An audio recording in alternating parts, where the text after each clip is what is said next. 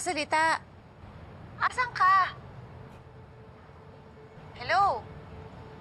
Asan ka? Nasaan ka? Sira ulo to ah. Si Ma'am Jenny ngayon kasabot. Sama niya. Teka lang, Princess. Teka lang. Saan ka pupunta? Gusto ko lang malaman kung bakit yan ginawa sa amin ni Kuya Pusoy. Anong kasalanan namin sa kanya? Munti ka nang masira yung buhay namin ni Kuya Pusoy dahil sa ginawa niya. Teka, Princess. Hindi natin siya pwedeng kausapin. Kasi hindi rin naman magsasalita yan. Malalaman lang yan, sinetap natin siya. Princess, tama si Justin. Pag nalaman nilang may alam tayo, baka makapag-isip sila ng parang para tumakas. Anong gagawin natin? Umalis na lang muna tayo. Pag-isipan muna natin kung anong dapat natin gawin. Kung anong susunod natin gagawin. Taka na, mamaya mahuli pa tayo. Tara.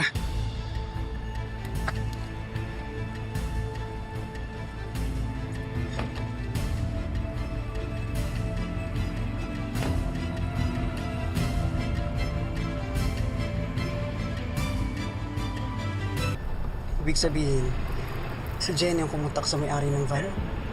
Kasi nag-ibig. Ang araw na nakinak ko. Pero, ba't kailangan tulungan ni Ma'am Jenny si Libby? Anong meron sa kanila? Ano ba yung common denominator nilang dalawa?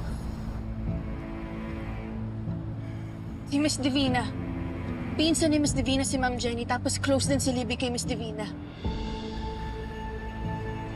Posibleng kumilos to under sa utos ni Ma'am Divina. Pero again, bakit? Yun na nga eh. Anong meron kay Libby at tinulungan nila ng ganito? Anong motibo nila?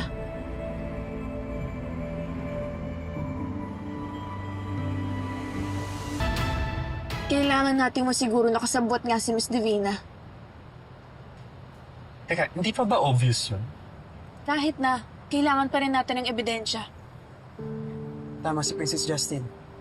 Hindi naman basta-bastang tao si Ma'am Divina. So ano, siya naman yung imbestigahan natin.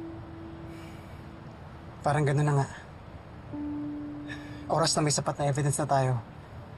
Saka pa lang tayo magsusubong sa mga pulis.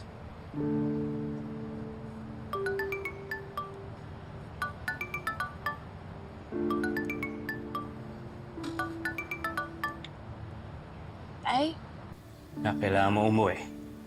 Pag-uusapan tayo. sige po.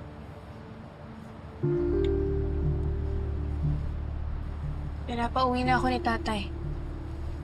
Mabuti yun. Para makapag-usap din kayo.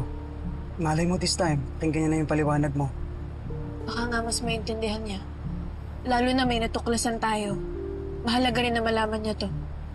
Dad ka na namin sa inyo. Kami na muna ni Xavier magpaplano dun.